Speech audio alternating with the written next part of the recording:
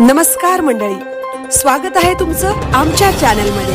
आवाज महामुंबईचा, शोध बातमीचा, कौल मनाचा।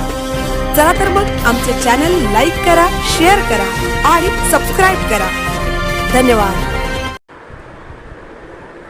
खेड तालुक्यात गावठी बॉम्बचा स्फोट, 12 वर्षीय मुलगा जखमी। खेड तालुक्यातील मुरडे गोठलवाडी येथे गावठी बॉम्बचा स्फोट होऊन 12 वर्षीय मुलगा जखमी झाल्याची धक्कादायक घटना बुधवारी सायंकाळी घडली।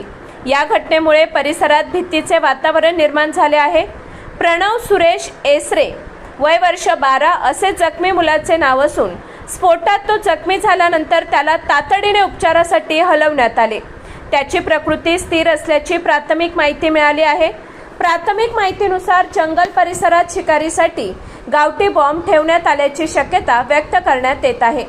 बुधवारी सायंकाळी अचानक मोठा स्फोट झाल्याने परिसरात एकच खळबळ उडाली।